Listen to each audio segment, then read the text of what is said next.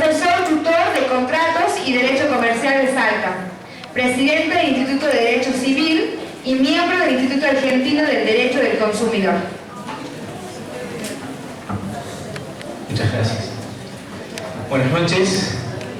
Bueno, es para mí un gran placer estar aquí hoy con ustedes. Quisiera agradecer a la organización, en la persona de Miguel Momaní, quien fue el que me invitó gentilmente a venir a esta jornada y que me llamó poderosamente la atención porque en más de mis casi 15 años de docente es la primera vez que estudiantes manifiestan su interés en organizar una jornada de este tipo, lo cual para mí, que vengo un poco descreído de la juventud, ha sido doblemente gratificante, porque después de entrar a esta aula, a este salón, y verla casi completamente colmada, implica que hay una sed, un afán de estudiar, y eso para mí, como docente, es muy gratificante. Así que quisiera agradecerles a la organización y a ustedes, en definitiva, que son los destinatarios finales de todo esto que vamos a hablar hoy. Es tarde, pero voy a intentar hacer, más que una conferencia magistral, una clase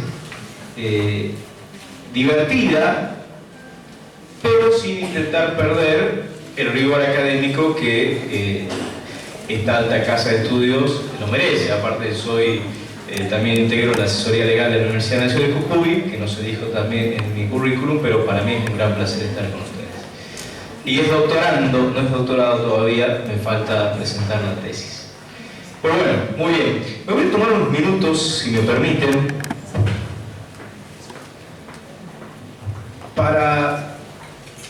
lo habrán visto seguramente, pero quisiera dar mi opinión sobre el Código Civil y Comercial en general. Me parece relevante, dado que ya está vigente. Entonces, es importante saber dónde uno está parado, porque a partir de donde uno se para, puede de alguna manera proyectar hacia el futuro. Y hay dos grandes aspectos, si quieren, para tratar. No los voy a aburrir, quédense tranquilos. Un primer aspecto es el tema metodológico o formal. El Código Civil Comercial se basó en gran parte en el proyecto de 1998, pero no siguió totalmente el método ni tampoco totalmente su técnica legislativa. En segundo lugar, este es el primer caso donde hay una comisión de juristas, donde está integrada por el presidente de la Corte en ejercicio, por la doctora Elena Hayton de Lonasco, que también jueza de la Corte en ejercicio, y por la doctora Aida Kernmacher, ex jueza de la Corte Suprema de Justicia de Mendoza. A partir de ahí, esta comisión, nombrada por el Poder Ejecutivo, mediante el decreto 191 del año 2011, convocó a juristas de todo el país, más de 100 y algunos extranjeros, para elaborar lo que es hoy el Código Civil Comercial. Se reunieron en subcomisiones y las subcomisiones elevaron a la comisión de juristas sus elaboraciones parciales. Pero nunca se reunieron, nunca se juntaron, nunca discutieron, nunca plasmaron sus disidencias en actas. Y esto es complejo porque a poco que ustedes comiencen a estudiar el Código Civil y Comercial, que no solo unifica la materia civil y comercial, sino que, como veremos enseguida, incorpora al consumidor como nuevo sujeto de derecho, van a advertir una evidente falta de método. Y la técnica legislativa, voy a intentar hablar un poquito llano porque hay un público variopinto, hay estudiantes de abogacía, de ciencias económicas, de facultades privadas también. Es muy relevante en materia de derecho. Así como los matemáticos utilizan los números y hacen la ciencia matemática como ciencia dura, los juristas utilizamos las palabras. Por ende, tanto la palabra hablada como escrita tiene un rigor técnico. No da lo mismo decir cosa, porque cosa para Daniel Rosa será cosa y cosito. Para nosotros es un objeto material susceptible de apreciación económica. Fíjense la diferencia, abismal. Entonces, algo que se le criticó bastante el Código de Vélez, recuesca de empache, es que definía y además utilizaba muchos sinónimos. Aquellos especialistas en derechos legales van a saber que Vélez definía, utilizaba como sinónimos en materia de, por ejemplo, de dominio, hablaba de propiedad, hablaba de fundo, hablaba de finca, hablaba de terreno, y se refería exactamente a lo mismo. Y eso en técnica legislativa no es conveniente. Y más aún en la época actual, en cual ustedes saben, el corte y pega es muy sencillo. Si queremos decir persona, copiamos y pegamos en todo el código y decimos persona. Si decimos cosa, decimos cosa. Esto es algo interesante porque nadie lo ha dicho y corresponde que ustedes sepan cómo viene la mano. Y por último, desde el punto de vista formal, como dato de información, sepan que el trámite legislativo de este Código Civil y Comercial no fue normal, fue anómalo. Hay dos dictámenes de la Academia Nacional de Derecho de Buenos Aires y de la Academia Nacional de Derecho de Córdoba que dicen que el procedimiento de formación de las leyes está previsto en la Constitución Nacional y el Código Civil es una ley codificada, es un cuerpo único, orgánico, sistemático, metódico.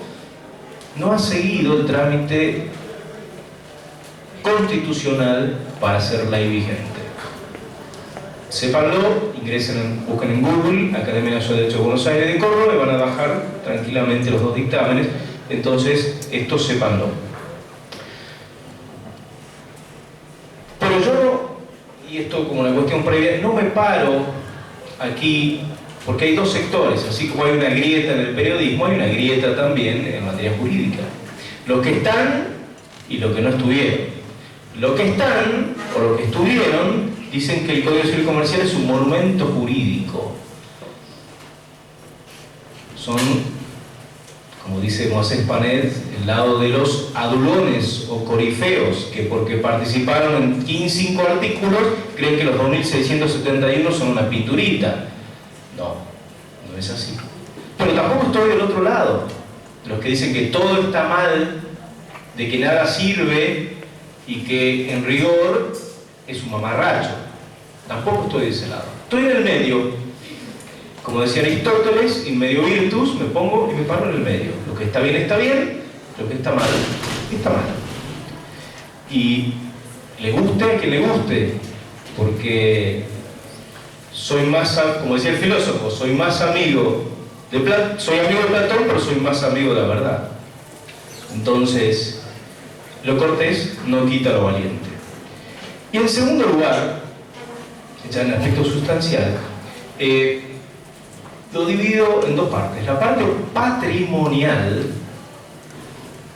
ha sido tomada en un 72% del proyecto de 1998, dicho por Horacio Alterini.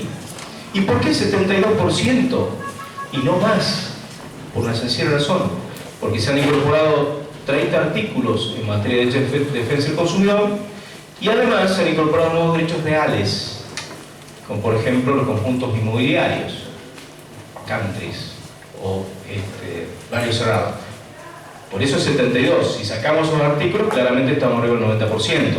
Es decir que en materia patrimonial más del 90% de las normas que ustedes van a tener en el Código Civil Comercial viene del proyecto 98. Y esto es relevante porque, como dice Juan Carlos Palmero, me lo dijo a mí, vamos a tener que hacer una labor de fuentes, como los primeros comentaristas de Vélez, que tienen que decir, bueno, ¿dónde sacó Vélez este artículo? Machado, Llerena, decían, bueno, vamos a las fuentes. ¿Cuáles fueron las fuentes de Vélez? La doctrina francesa, el Código Civil francés, y así. Iban investigando hasta arribar a la fuente. Para eso se regían de las notas. La mayoría de las notas del Código Civil indicaban la fuente. Este Código Civil Comercial no tiene notas. lo cual está bien, porque en materia de técnica legislativa el Código Civil de Vélez fue el único código del mundo que tiene notas. Es una ley, las leyes no deben tener notas, salvo la ley de medios audiovisuales que también tiene notas, pero bueno, eso es otro detalle. Entonces, hay que ir a las fuentes. ¿Y dónde iremos a la fuente aquí si no tenemos notas? Bueno, tenemos los fundamentos. En la mayoría de los códigos civiles comerciales en plaza está el Código Civil y además están los fundamentos. Pero no se queden ahí. Si les dije que más del 72% de las normas está basada en el proyecto 98, vamos a los fundamentos del proyecto de Código Civil de 1998 y vamos a comparar que el Código Civil Comercial del proyecto 98 es así y los fundamentos son igual, es decir, son casi un código.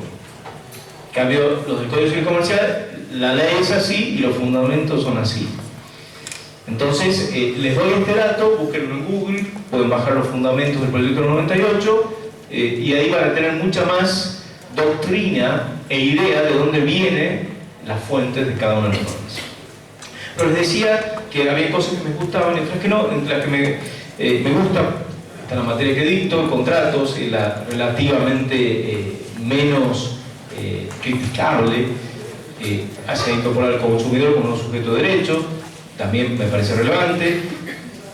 Los derechos reales, hay algunos derechos reales que por ejemplo, el derecho real de superficie, que Vélez no lo tocó, ahora está incorporado, puede ser también muy interesante. En materia de obligaciones, salvo obligaciones de la suma de dinero, que como ustedes saben, el proyecto del Poder Ejecutivo hizo varias reformas al anteproyecto de la Comisión de Juristas, entre ellas tocó el artículo 765, que ya algo habrán visto con el doctor Zulueta. En fin, eso no hay mucho para decir, no me cambia la vida en materia patrimonial. Que puedo contratar, no contratar, elegir con quién contratar, con quién no voy a contratar, hacer un contrato de consumo, hacer un contrato civil, no me cambia la vida. Ahora, desde el punto de vista extrapatrimonial, el derecho de familia, que acabamos de escuchar, la brillante exposición del doctor Márquez, y ahí sí me cambia la vida. No es lo mismo casarse que no casarse, tener una unión convivencial que no tenerla, adoptar que no adoptar. Entonces aquí sí me cambia la vida y esto sí me preocupa y me ocupa desde el punto de vista técnico, no les vengo a hablar de otra cosa más que de derecho. Por ejemplo, todo esto de derecho de familia es laboratorio jurídico, es una clase de laboratorio jurídico. Nosotros hemos aprendido en la facultad que el derecho siempre está detrás de los hechos. Et facta jus oritur, decían los romanos.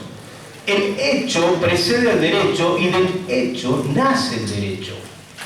En cambio aquí, el legislador ha intentado adelantarse al hecho social, económico, cultural y planear clases, subdivisiones, tipos de familia que pueden darse o no, que pueden darse y bastante en Buenos Aires y que quizá en Jujuy no.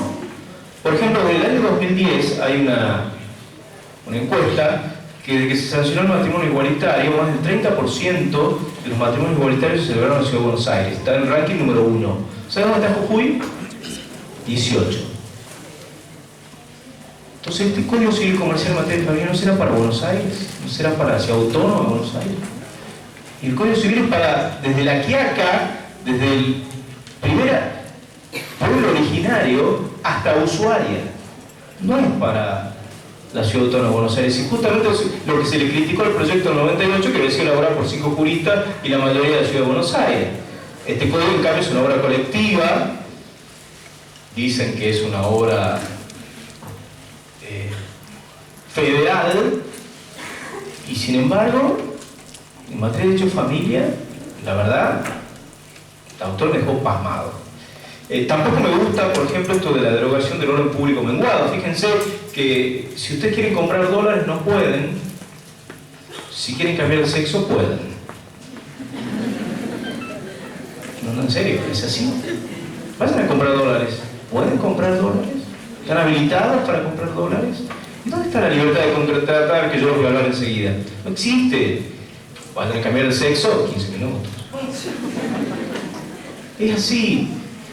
Nosotros estudiamos que estaba el orden público, el viejo orden público de bienes, el orden público tradicional. Esto no puede ir en contra del orden público, nos decían los profesores, de la moral y de las buenas costumbres. Bueno, ahora ese orden público se divide en el orden público tradicional, el orden público económico moderno. Este orden público moderno puede ser de protección, de coordinación o de dirección. El orden público está en el derecho del consumidor, lo vamos a ver enseguida. Y es muy fuerte. ¿Qué significa el orden público? Que aquellas normas pactadas por las partes que van en contra del orden público son nulas, de nulidad absoluta, carecen de efecto, de valor jurídico. En cambio, en derecho de familia, que nosotros estudiamos el orden público familiar, y ahora, ¿qué? No existe el orden público familiar. Si me puedo casar, no casar, tengo un régimen legal de bienes o no lo tengo, o pacto. Fíjense que puedo hacer un contrato sobre los bienes que puedan llegar a adquirir las parejas. Y no puedo comprar dólares. Es realmente, como le decía hace rato el doctor, una falta de coherencia total de una norma incluida en un código que se supone, insisto, es un cuerpo único, orgánico, sistemático y que debe tener un método. Si no, no es código, será otra cosa. Tampoco no me gusta la derogación de las obligaciones naturales.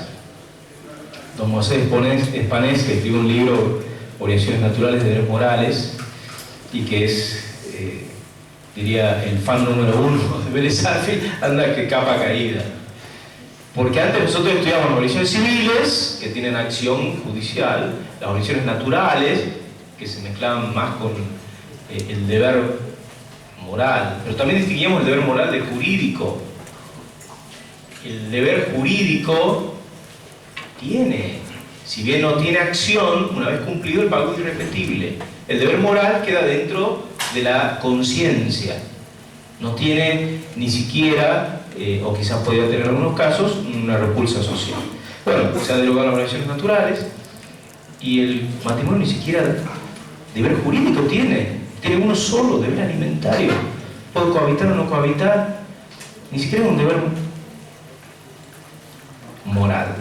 Pero la norma lo dice. No crean todo lo que define el código, ¿no? Entonces, léanlo tranquilos, pero con mucho espíritu crítico. Tampoco me gusta el tema de la técnica de fecundación in vitro o fertilización asistida, porque, fíjense, se da una paradoja, ¿no?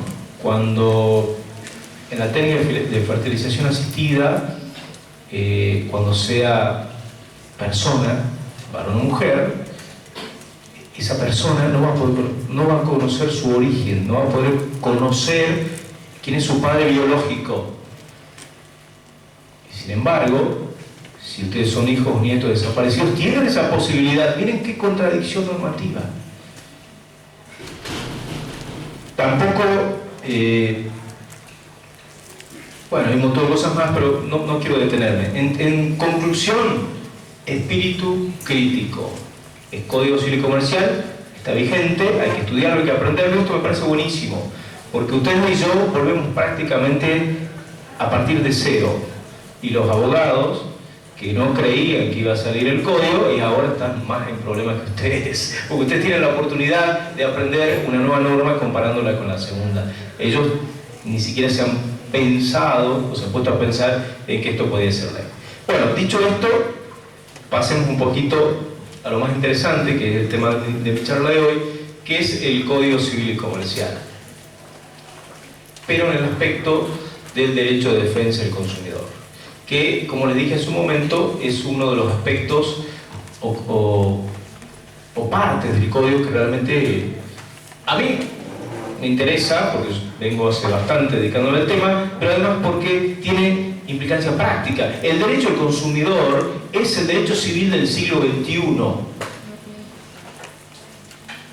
La mayoría de las operaciones económicas y jurídicas que realizan ustedes, que se levantan hasta que se acuestan, están haciendo derecho de defensa del consumidor. desde que le suena el despertador, que lo tuvieron que comprar, contrato de consumo. Prenden la luz, servicio público domiciliario de consumo. Van a la heladera, contrato de consumo. Todas, la gran mayoría de operaciones jurídicas y económicas son de consumo. Un 20%, lo que era el viejo derecho comercial, hoy denominado derecho empresarial, derecho de empresas, de contratos entre empresas, y un 10% residual, totalmente residual, derecho civil. Totalmente residual. Existía un proceso de codificación, esto lo estudió Natalino Irti, y bueno, el código ahora vuelve a tomar una centralidad que antes había perdido, por lo que dominó la doctora los microsistemas, que existía el microsistema del consumidor, microsistema de sociedades comerciales, microsistema de ley de concursos, etc. Ahora recupera la centralidad, pero de civil, 10%. ¿Cuántos de ustedes hicieron una donación inmobiliaria hoy? ¿Cuántos constituyeron un derecho real? En cambio, compraron una gaseosa, tomaron el colectivo. Derecho de defensa del consumidor. O sea que este código, más que Código Civil Comercial, debería llamarse Código de Defensa del Consumidor Comercial y Civil.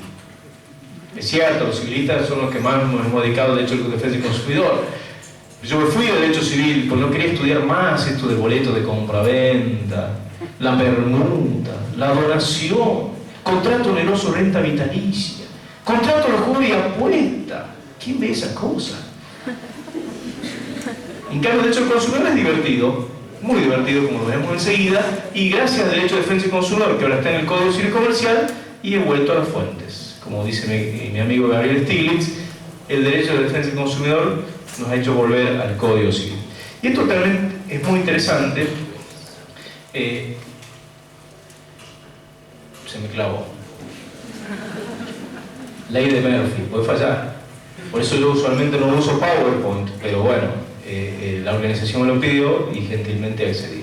Bien, entonces, un primer concepto, pues yo les voy a hablar llano y sencillo, no tengo tiempo para tratar el derecho de defensa del consumidor en 30 artículos del Código Civil Comercial, ni la Ley de Defensa del Consumidor 24240 y sus 65 artículos, ni la Ley 26993 del Sistema de Resolución de Conflictos en relación de consumo, ni tampoco la Ley de Autoabastecimiento, ni la Ley...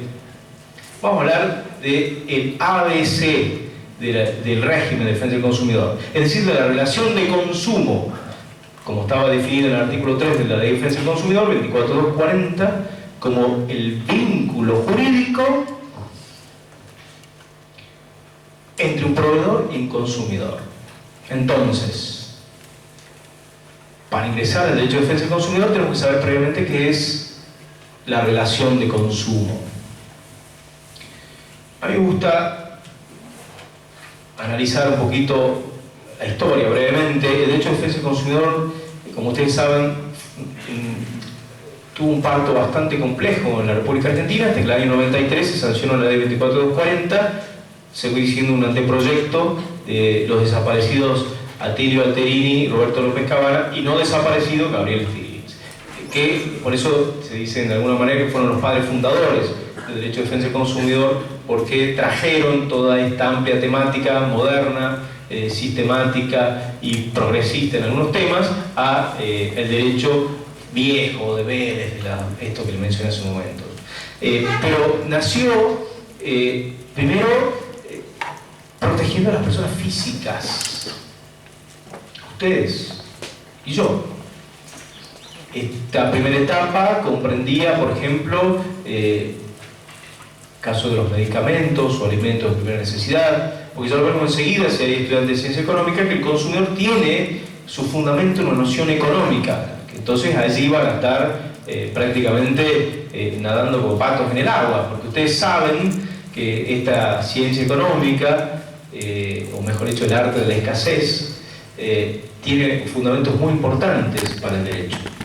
El segundo momento del derecho de defensa del consumidor, en virtud de su naturaleza expansiva, no solo comprendió a las personas físicas, sino también hizo un salto cualitativo y comprendió a las personas jurídicas. Sí, las personas jurídicas también pueden ser consumidoras. Artículo 1 de la Ley 24240 del texto originario.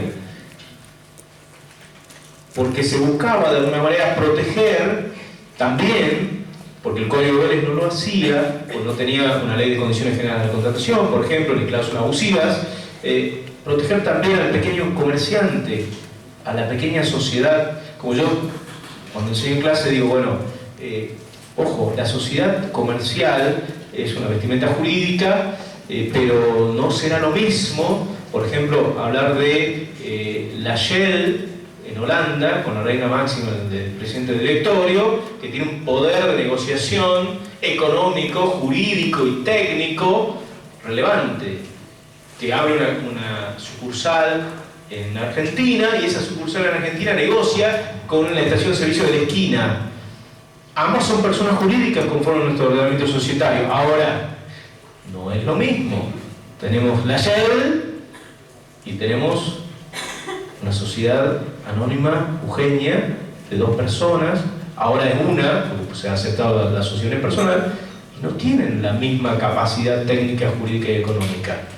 Bueno, como esto no estaba en el Código Vélez, se ha incorporado algunas normas en materia de cláusulas generales de la contratación, y el derecho de defensa del consumidor que ya tenía también.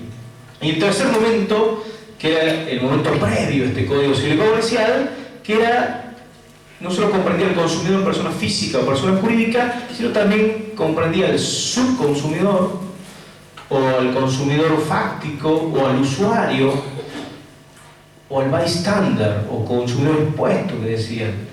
Aquel que no es consumidor, pero es como si lo fuera. Yo siempre decía, el bystander es un...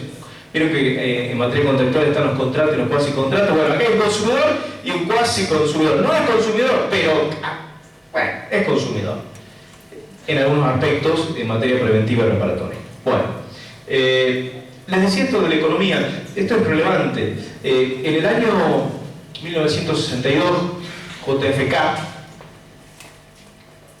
John Fitzgerald Kennedy, por si hay algún dormido, dijo el 19 de marzo en un serio discurso algo así: all we consumers, somos todos consumidores, porque el concepto de consumidor en Estados Unidos es el primero: personas físicas, personas comunes, Doña Rosa, diríamos. Y necesariamente ese concepto no se condice con el concepto técnico jurídico. Ya veremos enseguida. El consumidor, si ustedes van al diccionario de la Real Academia, van a ver que les dice en una primera acepción, es aquel que consume o extingue una cosa. Por ejemplo, ustedes compran una manzana y la comen, extinguen.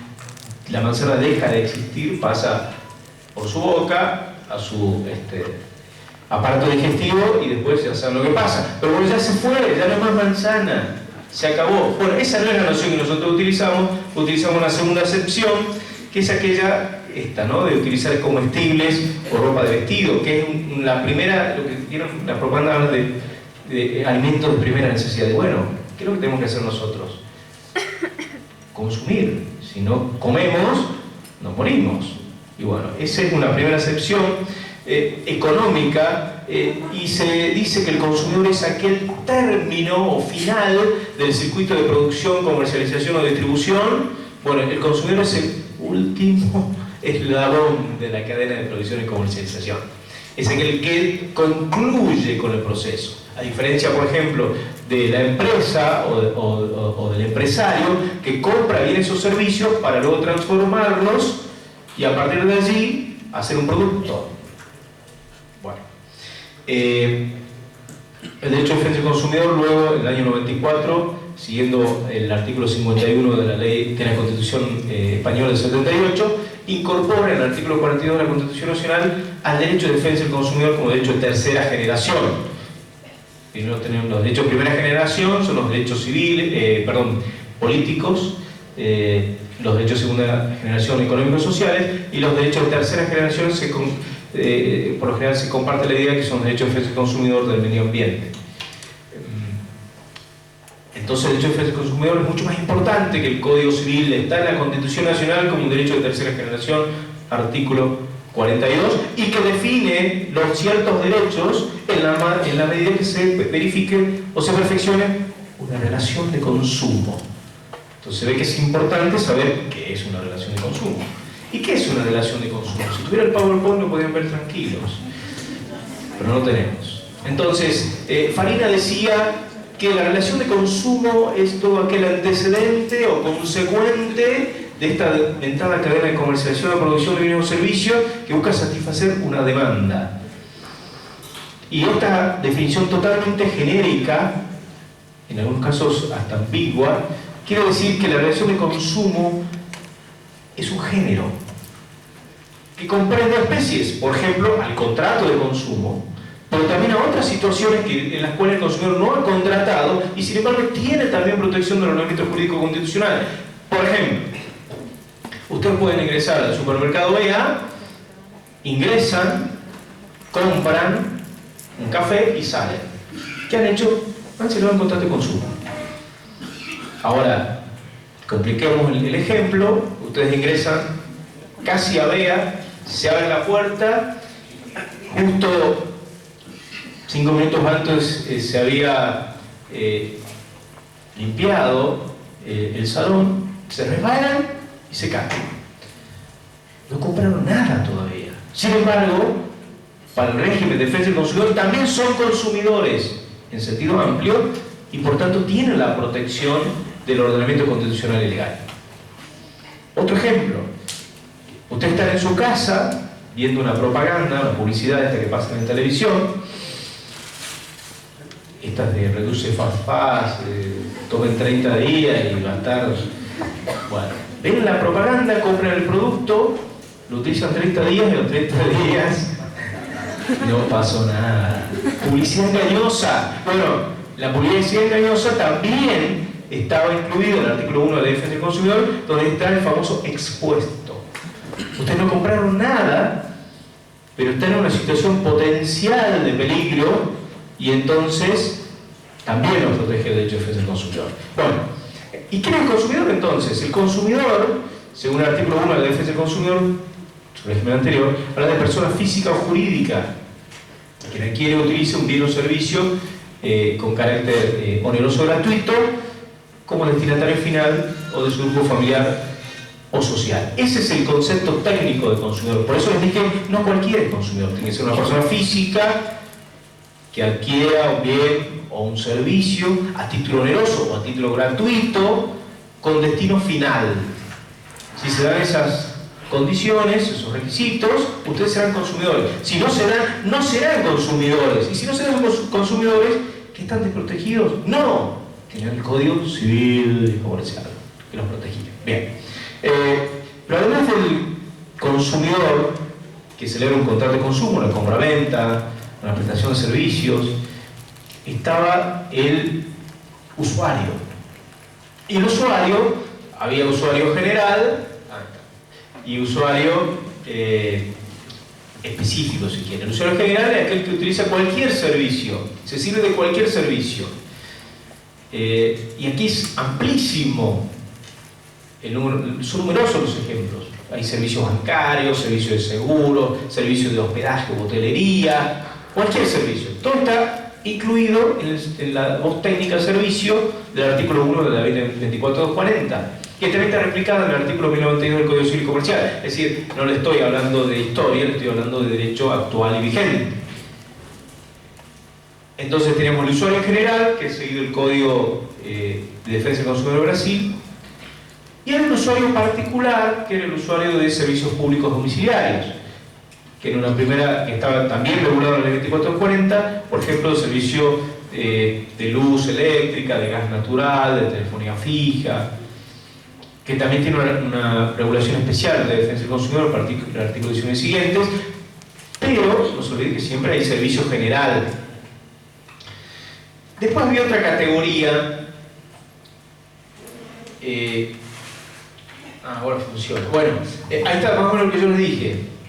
Las jornadas de derecho civil, las jornadas nacionales de Buenos Aires, la primera conclusión de la Comisión de Defensa del Consumidor decía básicamente lo que yo estoy diciendo, que para ingresar al régimen intuitivo y protectorio se tiene que dar una relación de consumo. ¿Cuándo hay una relación de consumo? Cuando hay un vínculo jurídico entre un consumidor y un proveedor. ¿Por qué? Porque la clave es la clave de acceso al sistema. Si no hay consumidor, no hay derecho de defensa del consumidor. Si no hay proveedor, tampoco hay derecho de defensa del consumidor. Porque el consumidor y proveedor que es un término técnico, lo hablamos enseguida, son dos términos complementarios. No puede haber sociedad de consumo totalmente de consumidores. Si no tienen nada que adquirir, ¿qué son? Y tampoco puede haber una sociedad de consumo donde haya todos proveedores, porque si no hay consumidores, ¿de qué les sirve? De nada. Por ende son términos complementarios y ambos están abarcados en la relación de consumo. En Tucumán se dijo que la categoría jurídica del consumidor se construye a partir de la existencia de dos elementos estructurales. El primero, la vulnerabilidad o debilidad. Aquí el derecho de defensa del consumidor se equipara de alguna manera con el derecho del trabajo. El trabajador, aquí en relación de dependencia, se dice que tiene una subordinación que puede ser jurídica, económica y técnica. Bueno, el consumidor también tiene esta vulnerabilidad que nosotros llamamos hiposuficiencia. Si lo buscan en el diccionario, lo lamento, no lo van a encontrar. Es decir, es un neologismo. Es un neologismo que se distingue en hipo y suficiencia, es decir, hipo debajo de la suficiencia, en materia económica, como les mencioné hace un momento. Si ustedes, ¿cómo es su patrimonio con relación al DBA? ¿Cómo es su patrimonio con relación al de Telecom? No hay punto de comparación. Están hiposuficientados, si quieren. ¿Cómo es su relación técnica?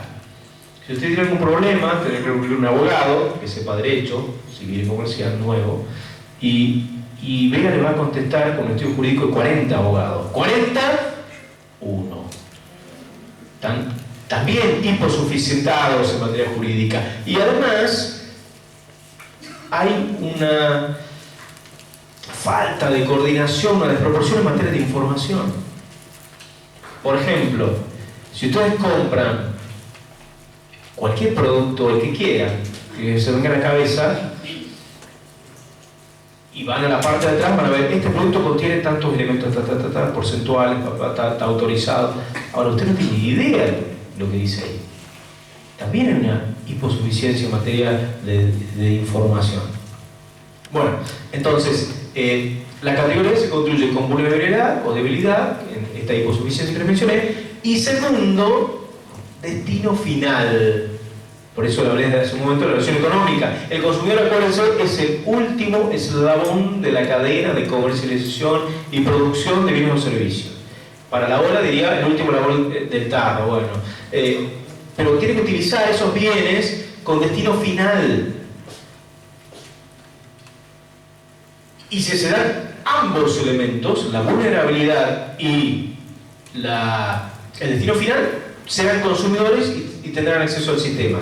Pero se quedan los dos, porque perfectamente podemos encontrar una persona vulnerable, una sociedad comercial que en comparación con otra también tiene una hiposuficiencia, pero no utiliza destino final, utiliza todo lo que compra como medio.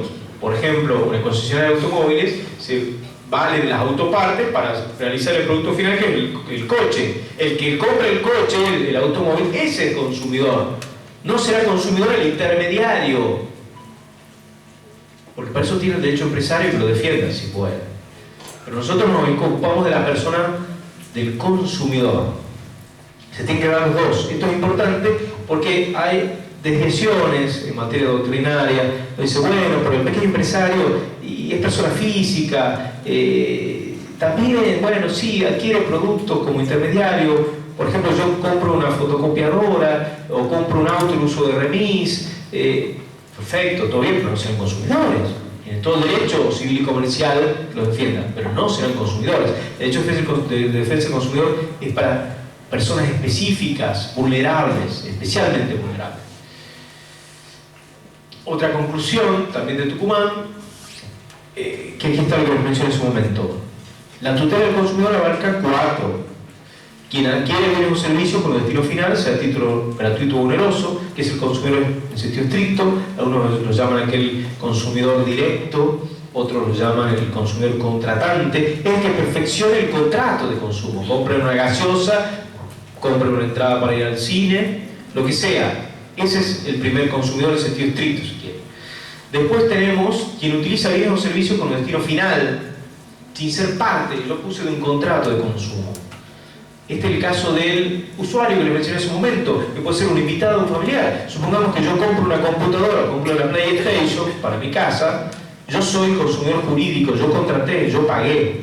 Ahora llega la PlayStation a mi casa y no la uso más.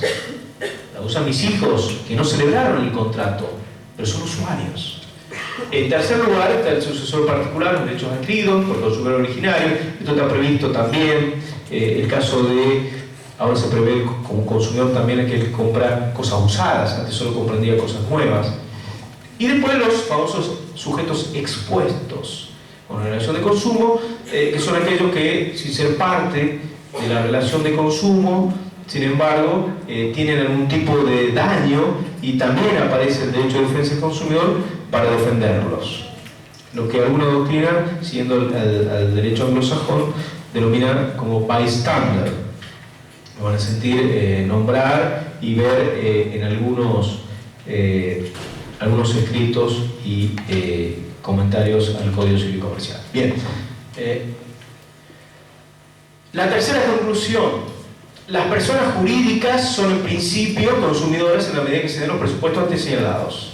Porque el artículo 1 de la defensa del consumidor dice que consumidor es persona física o jurídica sin distinción.